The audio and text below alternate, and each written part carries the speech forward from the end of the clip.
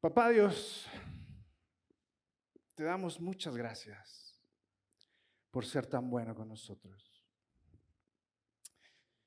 Gracias, Papá Dios, porque me das la oportunidad de compartir con mi iglesia un poquito de lo grande e increíble que eres a través de tu palabra.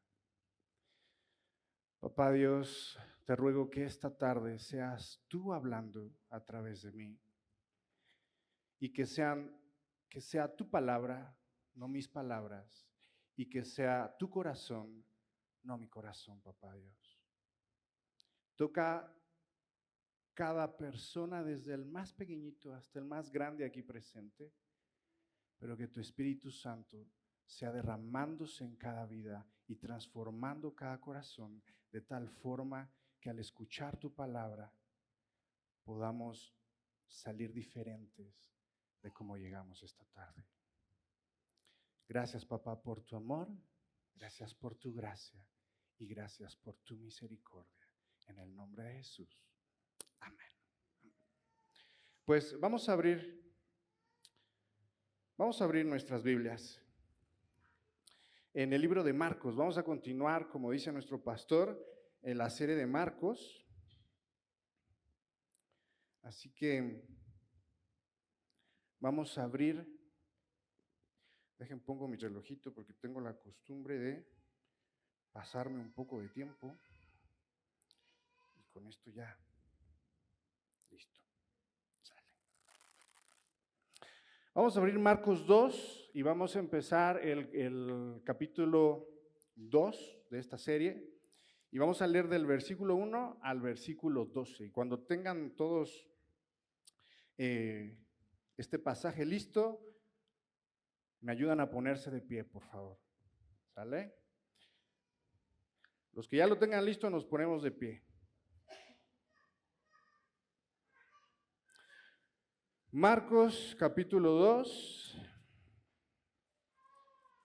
versículos del 1 al 12. ¿Sale? Estamos en la NBLA. Ya sea que abran su Biblia, ya sea que prendan su Biblia, lo importante es que podamos estar concentrados a la palabra de papá. ¿Sale?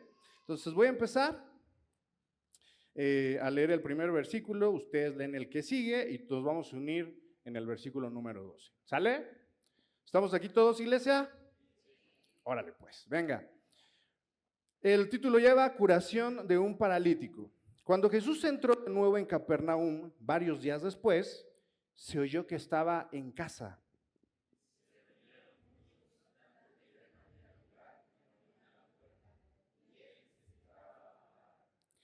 Entonces vinieron y le trajeron un paralítico llevado entre 4 hombres.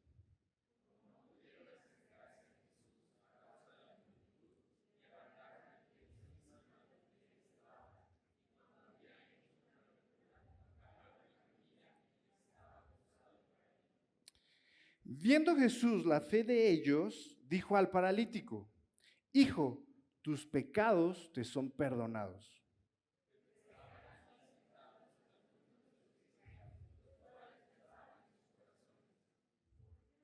¿Por qué habla este así? Está blasfemando. ¿Quién puede perdonar pecados sino solo Dios?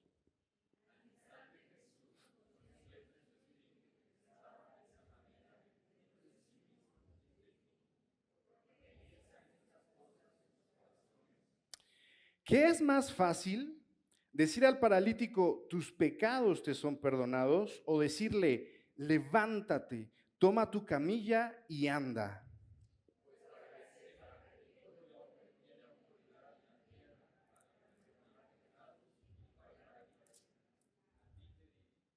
A ti te digo, levántate, toma tu camilla y vete a tu casa juntos.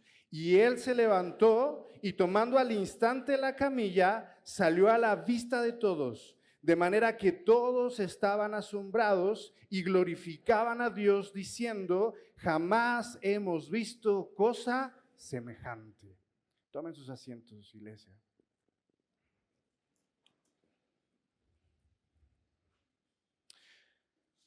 Fíjense que por ahí entre mi primera y segunda juventud, tuve la oportunidad de jugar béisbol. Mi carrera de beisbolista fue muy corta, la verdad es que era muy maleta. No le pegaba a nada, absolutamente a nada, pues, ¿no? Yo creo que si la bola hubiera sido el tamaño de una pelota de básquetbol, tampoco le hubiera pegado. Pero tenía una característica, que podía defenderme muy bien para ganar la base por bolas. Eso sí lo podía hacer. Podía desesperar al pitcher y podía ganar la base por bolas. Los que no están familiarizados con el béisbol, la base por bolas se gana por 3 razones. La primera razón es porque el bateador no le pegó.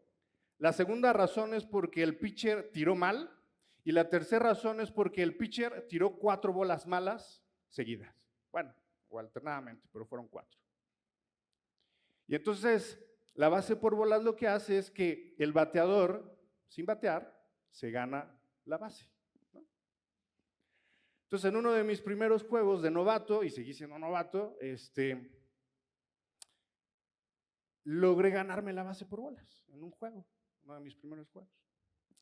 Yo orgullosamente pasé a la primera base, me esperé en la primera base, me decía el manager de lejos, ábrete, ok, me abro tantito. Porque la idea era estar listos para cuando el compañero que sí le pegaba, pues corriéramos juntos, ¿no? O en cualquiera de los casos, pues pudiera robar la bola, la base, pues, ¿no? Entonces me abrí, estaba separado de la base y yo estaba muy atento viendo al catcher y al bateador. Muy atento, al catcher y al bateador. Cuando menos me di cuenta, el pitcher agarró y mandó la bola al primera base, que eso lo puede hacer el pitcher. Puede sacar en cualquier base, puede sacar el pitcher. Lo puede mandar primera, segunda, tercera, para sacar a las personas que están en cualquiera de las bases. Entonces, cuando yo me di cuenta que el pitcher había lanzado la bola a primera base, ya había sido demasiado tarde, porque ya me había ponchado. Entonces, llego a la caseta de juego, todo decepcionado, triste, porque me habían sacado de la forma más absurda, solamente un novato le pudieron haber hecho eso. Y el manager, con un espíritu de enseñabilidad y un tantito de ira, me dijo, los ojos son puestos en la bola, ojos puestos en la bola, no a los jugadores, en la bola. Entonces ahí entendí que en el béisbol y en muchos otros deportes, lo importante no es todo lo demás, sino la bola. Estar enfocados en lo que es importante. Y en este caso, lo importante es ¿qué? ¿La qué? La bola. Ahora ustedes me van a decir, ¿qué tiene que ver con Marcos 2 del 1 al 12? ¿Qué tiene que ver? Bueno, si me dan chance, vamos para allá, ¿va? Entonces, a razón de lo que les acabo de platicar, esto siempre nos traiciona, ¿verdad, tío Sebas? Ahí está. ¿Fuiste tú o fui yo? Ah, fui yo. Ok. Decidí llamarle a esta enseñanza con la mirada puesta en la bola. Vamos a dividir esta enseñanza solamente en 2 puntos, ¿vale? Ayúdame, tío Sebas, mejor. Ahí, eso. Vamos a dividirlo en 2 puntos. Vamos a ver el contexto de esta historia y vamos también a ver las perspectivas que hay en esa historia. Y al ver el contexto de esta historia, vamos a leer el versículo del 1 al 5, que ya lo leímos, y al ver las perspectivas de la historia, vamos a cubrirlo con los versículos del 6 al 12, ¿sale? Entonces vamos a leerlo como acostumbramos aquí en nuestra iglesia, vamos a hacerlo verso por verso y vamos a comenzar con la primera parte que es nuestro contexto. Y es importante. Dice el versículo 1 que cuando Jesús entró de nuevo en Capernaum, varios días después, se oyó que estaba ¿en dónde? Siento que no están aquí conmigo. ¿Dónde estaban? En casa. ¿Y cómo se llamaba la ciudad donde estaba? Capernaum. ¿Cómo? Capernaum. Yo les recomiendo que los que no llegaron a la predicación de introducción de nuestro hermano Quique se la chuten, porque da una introducción precisa de lo que es Marcos, pues. Y precisamente cubre una parte en donde nos enseñaba también que Capernaum se convirtió en el centro de operaciones de Jesús. Jesús no era de Capernaum, Jesús era de Nazaret. Entonces, si le podemos avanzar, tío, ok. ¿Se logran ver ahí? Sí, ¿verdad? Esto tiene señaladorcito. Vamos a ver. Aquí está. Era de aquí, ¿verdad?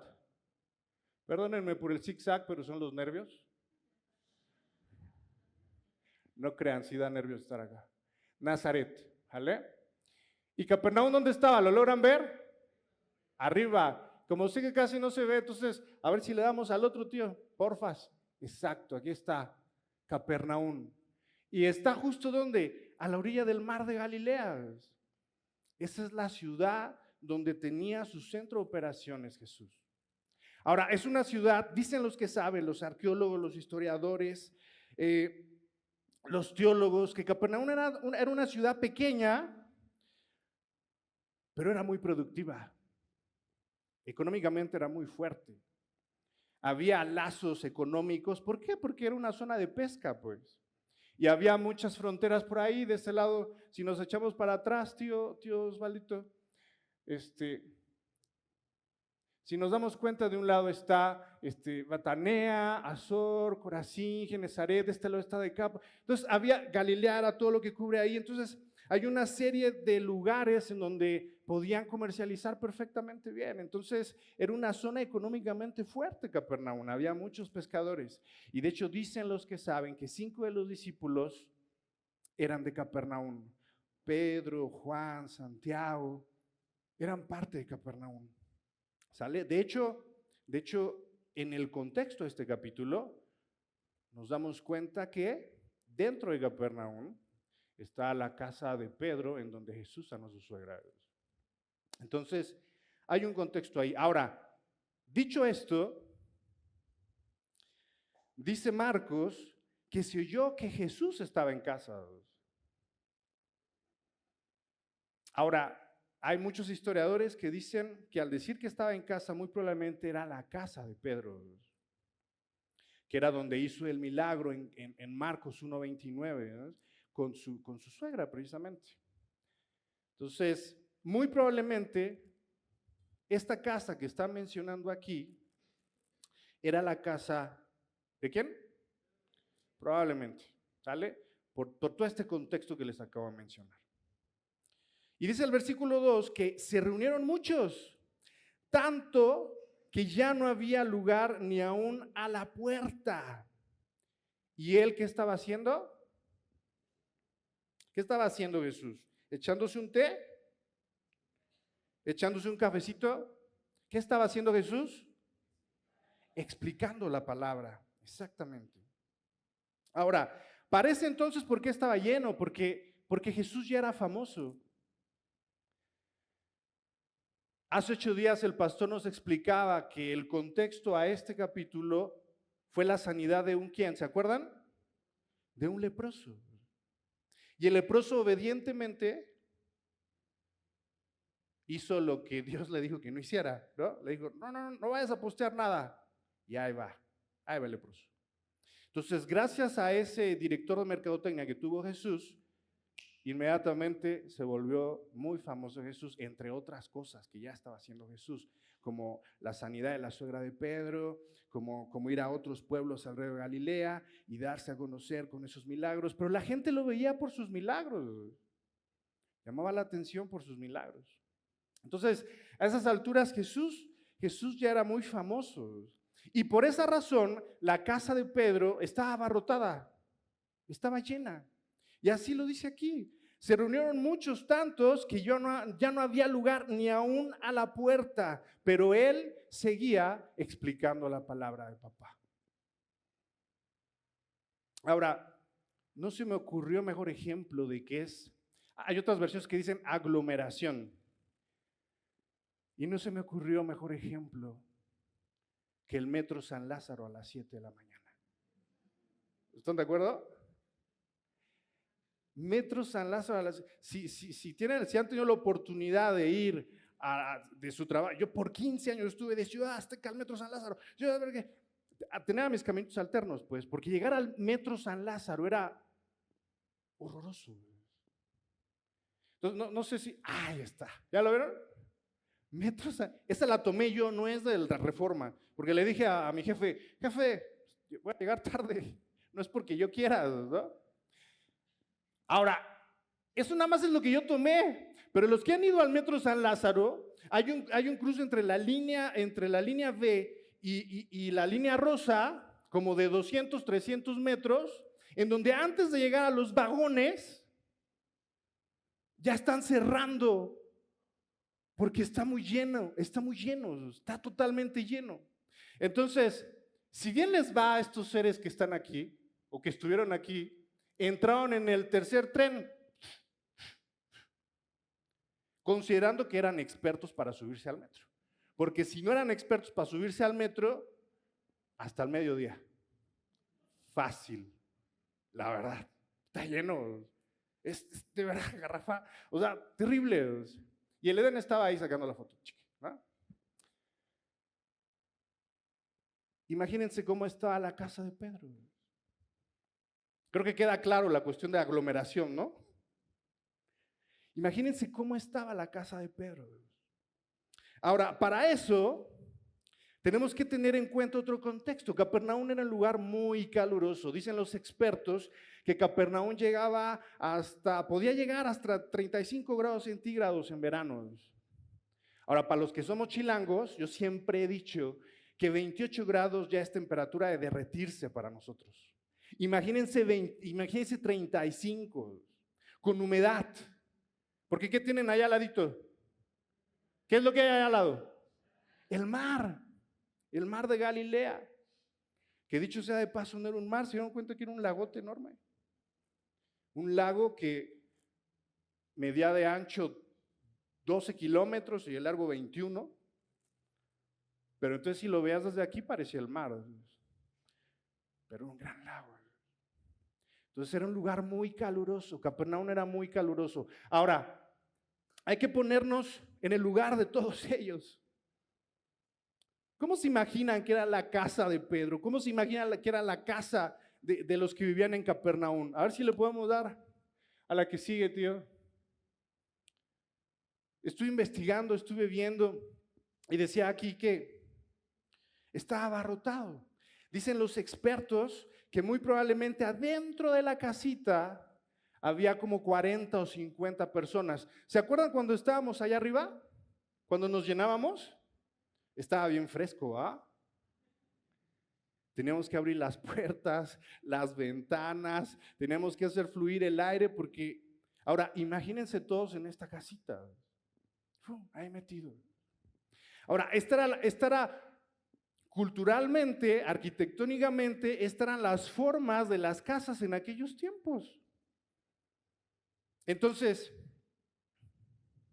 vamos al versículo número 3. Entonces vinieron y le trajeron un paralítico llevado entre 4 hombres. Estaba todo abarrotado. ¿Sale? Se reunieron muchos, tantos que ya no había lugar ni aún a la puerta, y él les explicaba la palabra. Ahí estaba Jesús adentro de esa casa. Entonces vinieron y le trajeron un paralítico llevado entre 4 hombres. Versículo 4, y como no pudieron acercarse a Jesús, ¿a causa de qué? ¿De qué? De la multitud. Levantaron el techo encima de donde él estaba.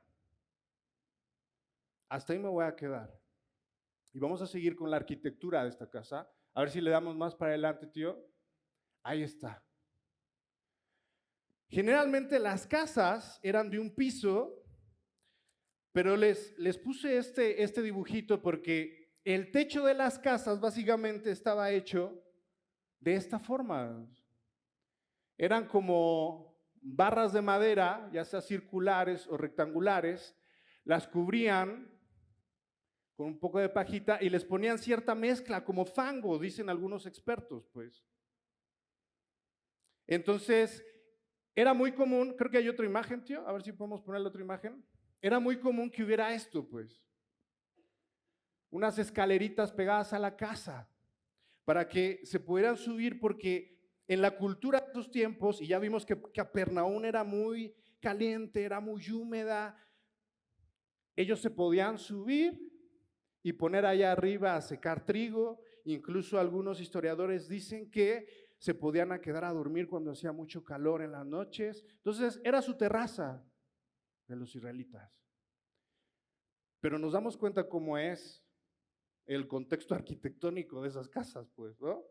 Hoy no podríamos hacer eso. ¿Estamos de acuerdo? Ahora, se dieron cuenta los chicos que estaba totalmente lleno.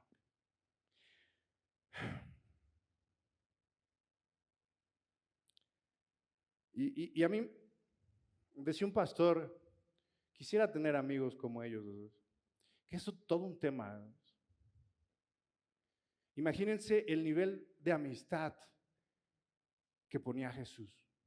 Decía, amigo es el que da ¿qué? La vida por sus amigos. ¿Y estos cuates? Porque llegaron, se dieron cuenta que no pudieron acercarse a Jesús por causa de la multitud y no dijeron, híjoles, bro, déjame buscarte en internet a ver cuándo abre otra gira el Jesús, ¿no?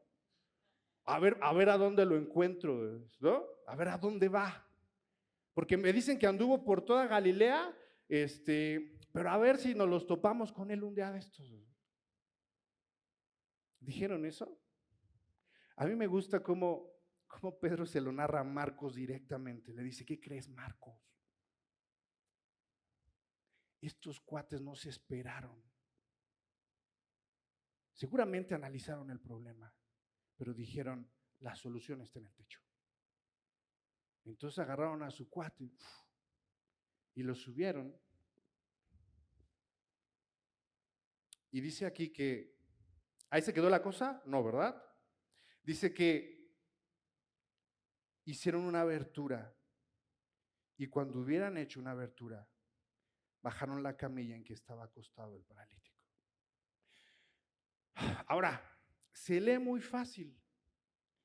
La verdad es que se lee muy fácil lo que acabamos de ver. Aquí es donde yo necesito que todos los que estamos aquí utilicemos nuestra imaginación. Me fascina la palabra de Dios porque muchas de las cosas que papá nos escribe en su palabra, quizá no necesitamos gran teología, solo necesitamos meternos en ese contexto cultural, meternos en esa imaginación para ver cómo estaban las cosas. Ahora, estamos en Capernaum, muy caliente. ¿Cómo creen que estaban las personas allá adentro? ¿Frescas? No, ¿verdad? Ahora, venían cargando un cuate, quién sabe, por más ligerito que les gusta, 50 kilos, 70 kilos. Imagínense, en pleno calor. Yo creo que en algún punto dijeron, ay, mucha gente, ¿qué hacemos? Hicieron un consenso y dijeron, vamos para arriba, es la oportunidad, no hay más. Se subieron. Ahora ya vimos cómo está, a ver si podemos ver la imagen de la casa, tío, ¿dónde está? La otra, donde están esa mera. Ya vimos cómo está. En Lucas narra de una forma diferente la descripción del techo. Dice que quitaron los tejados, ¿no? Entonces imagínense, estaba Jesús adentro de la casa, todos acalorados, y suben estos atrevidos con su amigo, lo dejan, imagínense que lo dejan a la orilla, y dicen, ahora, ¿cómo le hacemos? Bueno, pues ya sabe que esto es un poquito, sí está durito, pero sí podemos darle. Entonces, a darle, a quitarlo. Seguramente no se escuchaba nada, ¿va? Si los que tenemos la oportunidad de vivir en un edificio, tantito el niño anda brincando, ¿no? Toda la bulla que se escucha. Ahora imagínense estos quitando el techo, ¿no? Quitando el techo. Órale. ¿Cómo se imaginan que estaban los de allá adentro? Así de, no, sí, Jesús, claro. ¿Creen que estaban así? No, estaban así de, ¡ora! Chihuahua. ¿No? Y entonces Jesús es que Jesús es y seguían quitando las cosas. Y de repente todos los que estaban allá adentro vieron una luz. Lo lograron, pudieron quitar ese techo. Y que todo muy limpio, ¿no? Dijeron, no, pues todo limpio, perfecto, vamos a... Como misión imposible. ¿Creen que ha sido así? ¿Qué se imaginan? ¿Qué pueden ver? Yo les voy a decir qué puedo ver. Puedo ver mucho polvo. Puedo ver mucho ruido. ¿Qué más están viendo en esa imagen? Ayúdenme. ¿Qué están viendo? El esfuerzo que están haciendo. Y a veces ese esfuerzo, si aquellos no comieron, estás paralítico, pero sí comes, valedor, ¿no? Así, ¡pah! ¿No? Imagínense. ¿Qué más están viendo? Ayúdenme a ver qué están viendo. Yo veo ruido. ¿Qué más ven en esa escena? Asombro. Así de, ay, ¿estos cuates qué onda? ¿No? Asombros. Entonces, en ese momento, yo creo que Jesús, ¿qué hubiéramos hecho en el lugar de Jesús? Ahora vamos a ponernos ahí. ¿Qué hubiéramos hecho en el lugar de Jesús? Si a veces nosotros cuando estamos aquí y escuchamos, ay Dios mío, que se lleven ese niño, ¿no?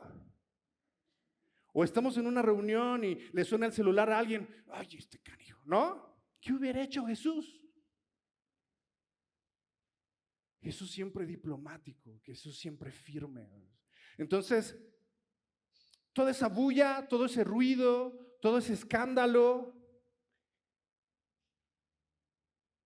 era lo que todos estábamos viendo. ¿Sí logran ver esa escena, hermanos?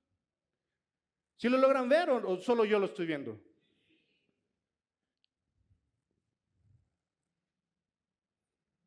Cuando lograron abrir, lo bajaron en la camilla en que estaba acostado el paralítico. Y aquí viene lo chévere de todo. Viendo Jesús la fe de ellos, dijo al paralítico, hijo, ¿qué dice ahí? No los escucho, los tengo aquí. Tus pecados te son perdonados. ¿Qué vimos todos nosotros? Vimos escándalo, vimos asombro, vimos ruido, vimos polvo. Yo no creo que se han quedado allá arriba, barrieron bien antes de bajarlo, no. Había suciedad. Si eso que estaba ahí era algún tipo de lodo, algún tipo de cemento, seguramente tuvo que haber caído. Milagro no descalabró a alguien, pero tuvo que haber caído. Limpio no quedó el lugar. Y todos estábamos asombrados, todos estábamos expectantes. Pero ¿qué dice el versículo 5? ¿Qué vio Jesús? Díganmelo fuerte. ¿Qué vio Jesús? ¿Viendo su qué? Su fe. Y ahí está el Edén, viendo al bateador y viendo al catcher, cuando lo que tenía que ver era la bola. ¿Y saben qué? Jesús siempre fue especialista en ver la bola. Porque cuando nosotros siempre vimos mugre, cuando nosotros siempre vimos escándalo, cuando nosotros siempre vimos asombro, morbo, porque estos cuates, ¿qué? ¿De dónde son? ¿Qué atrevidos? No. Jesús no vio eso. Vio su fe. Vio su corazón. Inmediatamente cuando vio su fe, Jesús dijo, tus pecados te son perdonados. ¿Estamos bien en ese contexto, chicos? ¿Estamos bien? ¿Queda claro? Y ese es Jesús. El Jesús que no dice, quiero ustedes que hacen aquí. O sea, seguridad, por favor, saquen estos. No, Jesús los vio. No dijo, ay, están interrumpiendo mi sermón, no, que me ha costado tanto trabajo, no puedo entrar a un pueblo porque estoy muy famoso. No, Jesús esperó. Jesús dijo, qué rifados, tus pecados te son perdonados. Hasta ahí el contexto, hermanos. No los escucho. Perdonen que sea tan incisivo en esa parte, pero no quiero que se queden dormidos. Y seguimos en la segunda parte. Ahora hay perspectivas. Vamos a darle la perspectiva, tío. Y entonces entramos al versículo número 6. ¿Sí me están siguiendo todos? Ok. Pero estaban allí sentados, ¿quiénes? Los escribas, los cuales pensaban en sus corazones, ¿por qué habla este así? Está blasfemando. ¿Quién puede perdonar pecados sino solo Dios? Ahora, quiero decirles una cosa. Nosotros en este contexto ya lo vemos muy fácil, pues. Papá se encargó de juntar a todos sus informantes, a todos sus escribas, recopilar todas esas historias en este libro. Pero hasta cierto punto me pongo en el lugar de los escribas. Hasta cierto punto. No los justifico. Llega alguien y dice, te perdono tus pecados. Y entonces estos cuates, los escribas, y vimos el contexto de quiénes eran los escribas y quiénes eran los fariseos, eran los especialistas, los maestros, los que conocían la ley de principio a fin, se sabían cada palabra, se sabían cada parte. Ellos lo sabían perfectamente bien, conocían las profecías perfectamente bien, conocían quién era Dios, conocían la promesa, conocían de principio a fin quién era su Dios. Esos eran los escribas. Si tenías duda te podías ir con el escriba, pero ¿saben cuál era el problema? Hubo un puente entre Malaquías y el Nuevo Testamento de 400 años. Y lejos de guardar la ordenanza de parte de Dios de decir, esto lo vas a tener que compartir de generación en generación, de generación en generación, en generación en generación, lejos de guardarlo conforme al corazón de papá, eso no fue de generación, sino fue de formación, de formación, de formación, de formación, hasta que eso se convirtió en una religión humana, extraña, que honraba todo menos a papá. Y si recuerdan, hace 8 días nos daba un ejemplo el pastor bien simple. En el Sabbat, si te agarraba la lluvia ahí, te mojabas hasta que te secaras. Dios mío, ¿de dónde sacaron eso? Y llega Jesús y dice, ¿no puedo sanar a alguien en el día de reposo? ¿Eso es malo? ¿De dónde lo sacaron?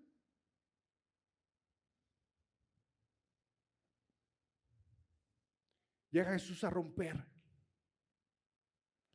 Entonces llega alguien que dice, yo te perdono todos tus pecados. E inmediatamente la mente de los escribas dice, ¿cómo? ¿Este qué se cree Dios? Pues sí, era Dios. El problema es que ellos habían cegado sus mentes y sus corazones.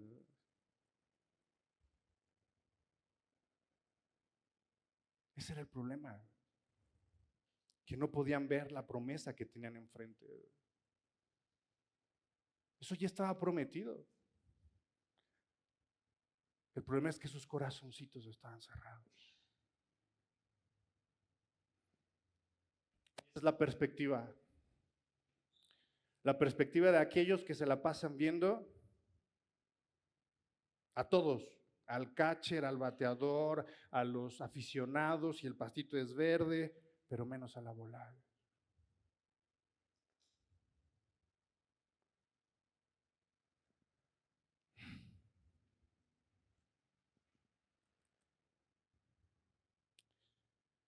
Pero estaban allí sentados algunos de los escribas, los cuales pensaban en sus corazones, ¿qué se atreve este a decir? Y saben, hay algo bien interesante. Dice la Biblia ahí que gritaron esa pregunta. No, le dijeron, hey tú, pues, ¿qué te crees o qué? ¿Eres Dios o qué onda? ¿Lo gritaron? ¿Qué pasó? ¿Qué hicieron? Lo pensaron. Uno de los atributos de nuestro Dios es que es ¿qué? Omnisciente. Todo lo sabe. Y en ese momento dice el versículo número 8, al instante Jesús, conociendo en su espíritu que pensaban de esa manera dentro de sí mismos, les dijo, ¿por qué piensan estas cosas en sus corazones? ¿Por qué lo están pensando?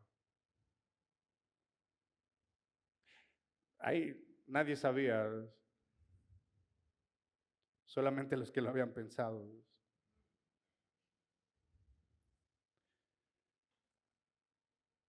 De entrada ese era un gancho, porque si alguien me hubiera dicho, oye, es que tú pensaste esto ahorita, así como, ay, ¿cómo lo hiciste o qué? Entonces, aquí viene la esencia de todo. Ya vimos la perspectiva de los escribas, estamos viendo la perspectiva de parte de Jesús, vimos la perspectiva de aquellos 4, 5 que prefirieron ver a Cristo y confiar en Él y no la perspectiva de dudar. Entonces Jesús no se quiso quedar ahí porque era importante que supieran. Entonces les lanzó la pregunta que hasta, creo que a todos, es como algo paradójico. Dice, ¿qué es más fácil? Les dijo a todos ellos. Decir al paralítico, tus pecados te son perdonados, o decirle, levántate, toma tu camilla y anda.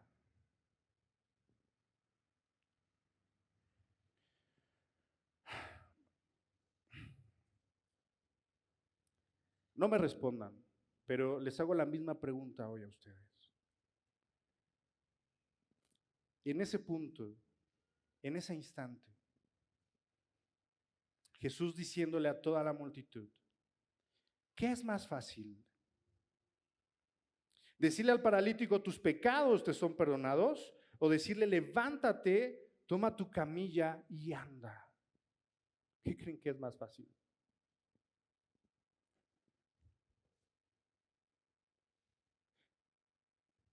Cuando yo me he puesto a pensar en esta pregunta, yo en lo personal caigo en la misma respuesta. Señor, no es fácil ninguna de las dos. No podría hacer ninguna de las dos. ¿Perdonar? Pues sí, quizá puedo perdonar a mi hermano, pero ¿perdonar los pecados a alguien? ¿Con qué autoridad? Si soy igual de pecador. ¿Quién puede entonces? No puedo ser juez y parte. ¿Sanar a alguien? Bueno, a lo mejor si soy doctor le doy unas medicinas. Pero así que digas tú sanar, sanar. Qué complejo, ¿no? ¿Qué es más fácil? ¿Qué es más fácil? Algunos comentaristas como Matthew Henry, algunos comentaristas como Wiersbe atribuyen esta pregunta a decir, bueno, es que, ¿qué es más fácil, hablar o hacer? Lo estoy diciendo parafraseadamente, porque ellos escribieron toda una tesis, pues. ¿Qué es más fácil, hablar o hacer? Entonces Jesús dice, bueno, como puede sonar fácil solamente hablar, y para que sepan que el Hijo del Hombre tiene autoridad en la tierra para perdonar pecados, te digo a ti paralítico, levántate, toma tu camilla y vete a tu casa.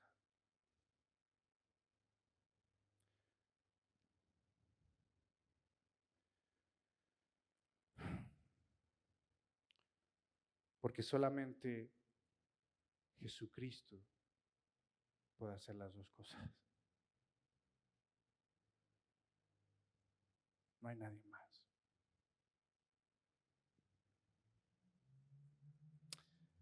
Pero hay algo loco, fíjense, que está pasando en este planeta. Eh, si nos vamos a Romanos 1, del 19 al 22.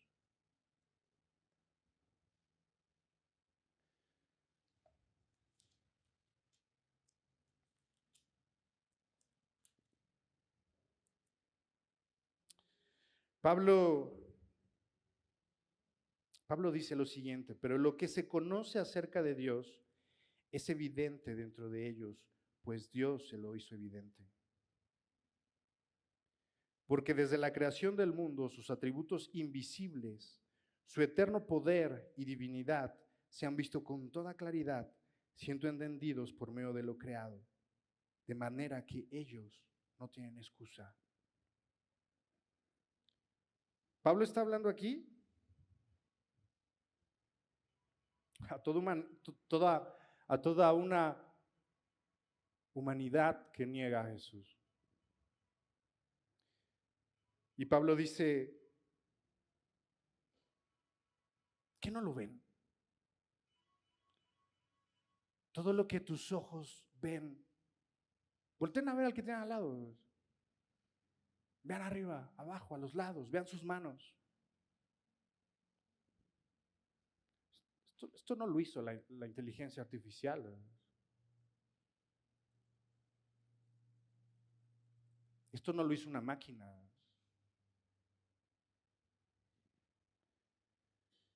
Pues aunque conocían a Dios, no lo honraron como a Dios, ni le dieron gracias, sino que se hicieron vanos en sus razonamientos y su necio corazón fue entenebrecido. Profesando ser sabios, se volvieron necios.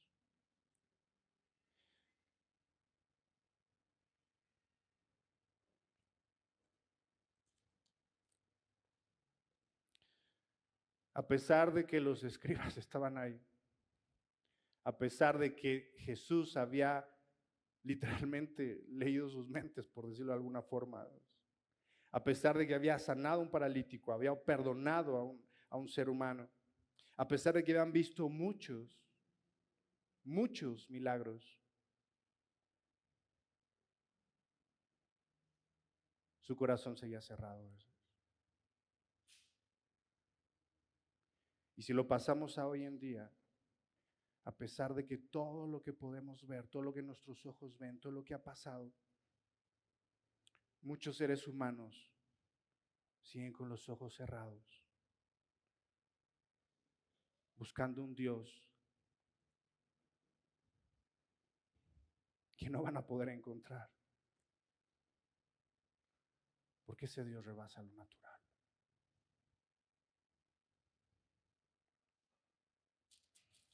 ¿Vamos bien hasta ahí, iglesia? Híjole, ya se me vieron como la mitad. Iglesia, ¿vamos bien hasta ahí? Ok, ya vamos cerrando.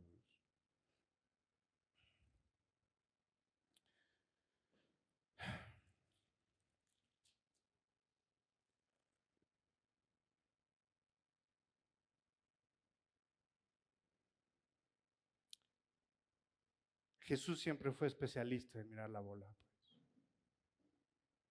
Jesús siempre fue especialista en enfocarse en lo más importante.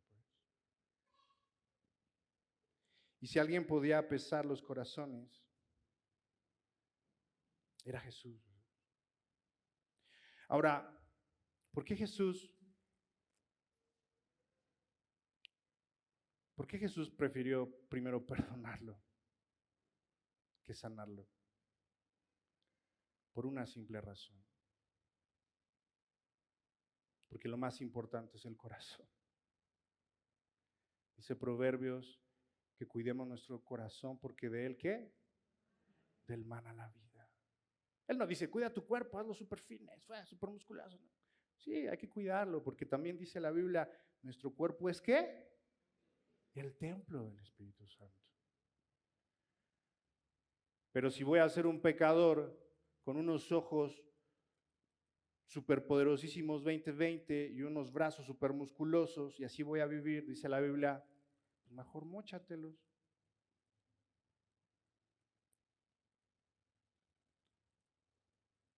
Porque, porque tu corazón es lo más importante, porque es tu alma.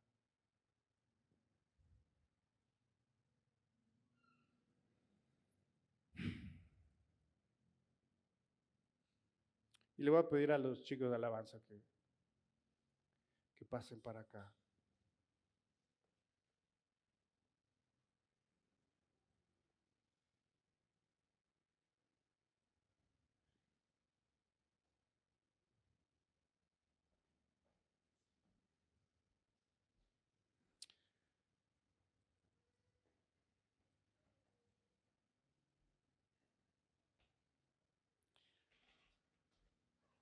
La pregunta ahora para nosotros, iglesia, es,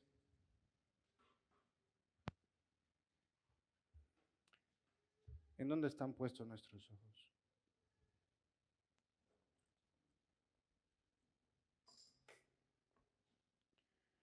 ¿En dónde está puesto nuestro corazón esta tarde?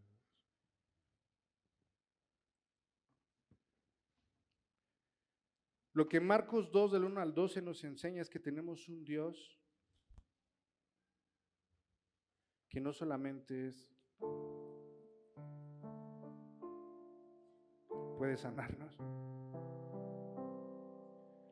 Lo que Marcos 2 del 1 al 12 nos dice es que tenemos un Dios que hace algo que nadie más puede hacer en este mundo. Ni el mejor trabajo,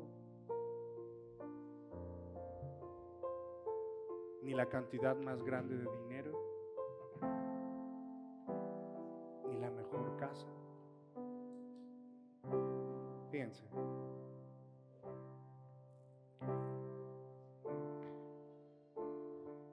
Hace un mes, justo hace un mes,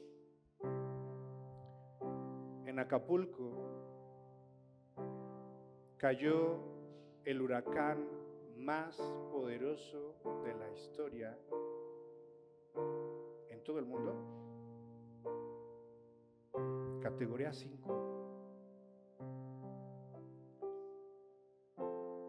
en donde muchas personas pudieron ver la soberanía de papá. Y tuve la oportunidad de hablar con una de ellas. Y me dijo, antes de que eso pasara, me dijo, Eden, está todo muy tranquilo. Eso sí está súper oscuro. Pero no sé cómo la madre naturaleza nos va a azotar. Escena número 2, 10 días después. Lo veo cara a cara y me dice, pasó algo hermoso. ¿Cómo que hermoso? Para que nos demos una idea, el departamento de esta persona estaba enfrente al mar. Tal cual, donde el huracán dio con todo lo que tenía que dar. Entonces él nos empezó a narrar, dijo, yo sentí que todo se acababa.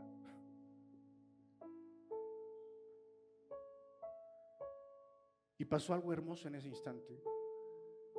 Hablé con Dios, porque es cuando pensamos que Dios existe. Y entonces le dije, Dios, yo quiero seguir, la verdad, pero si tú dices que hasta aquí, pues hasta aquí.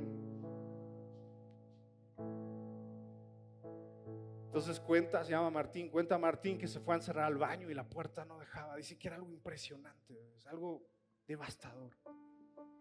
Se encerró y él no sabe si se quedó dormido o se desmayó.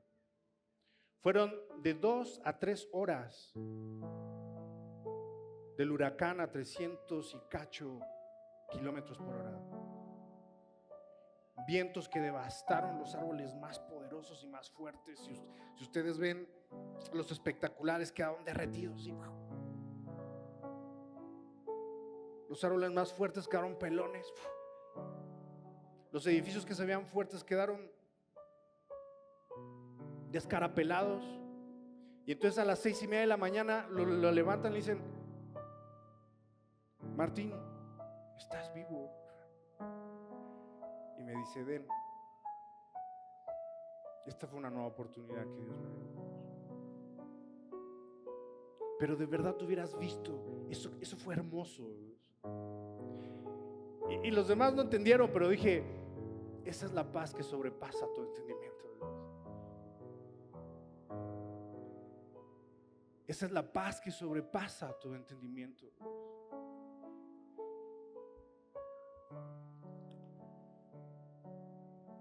Tenemos que pasar un huracán para poner nuestros ojos en lo que realmente es importante. ¿En dónde están puestos nuestros ojos hoy? ¿Y en dónde está puesto nuestro corazón? Ayúdame a abrir Primera de Juan, capítulo 1, versículo 9.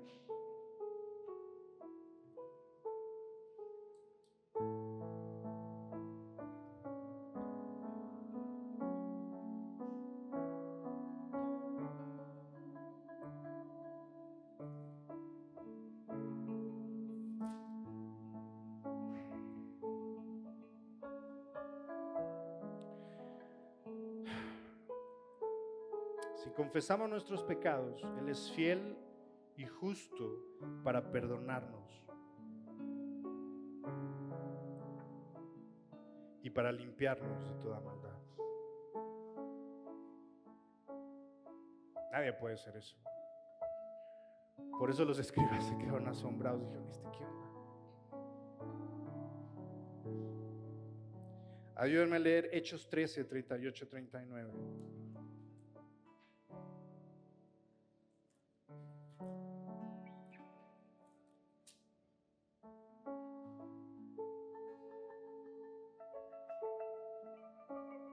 Por tanto, hermanos, sepan que por medio de Él les es anunciado el perdón de los pecados, y que todas las cosas de que no pudieron ser justificados por la ley de Moisés, por medio de Él, todo aquel que, ¿qué dice? Que cree es justificado.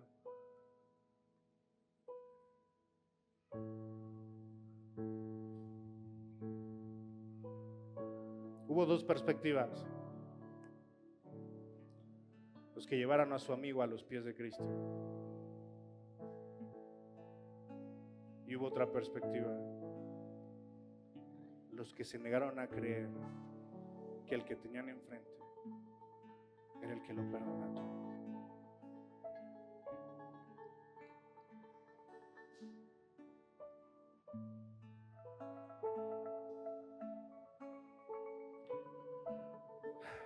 Ayúdame a leer Miqueas 7, 18.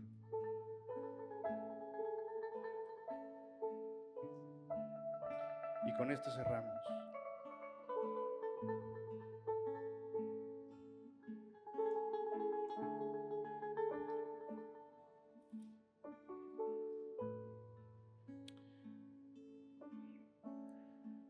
Y el que ya lo tenga, ayúdame a ponerse de pie.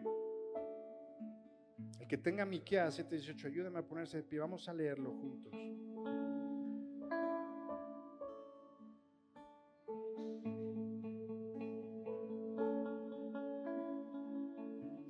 Lo voy a leer una vez y ustedes me van a ayudarlo a leer la segunda vez, ¿ok? ¿Están listos? No los escucho, ¿están listos? Miqueas 7, 18 dice: ¿qué Dios hay como tú, que perdona la iniquidad y pasa por alto la rebeldía del remanente de su heredad? No persistirá en su ira para siempre, porque se complace en la misericordia. ¿Me van a leerlo? ¿Qué Dios hay como tú que perdona la iniquidad y pasa por alto la rebeldía del remanente de su heredad? No persistirá en su ira para siempre, porque se complace en la misericordia. Y hay otra versión increíblemente bella que dice, porque se complace en su amor.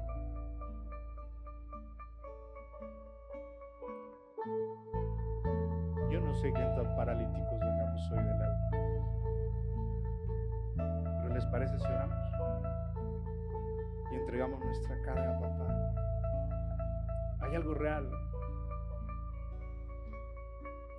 Y dice Romanos 8:27.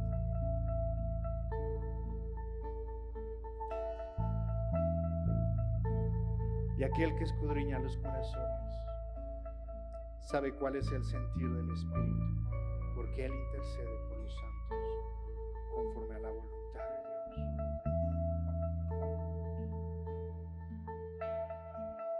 Mientras nosotros vemos bulla, papá ve fe.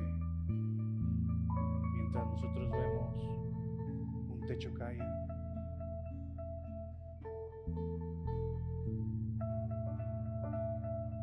papá ve nuestros corazones.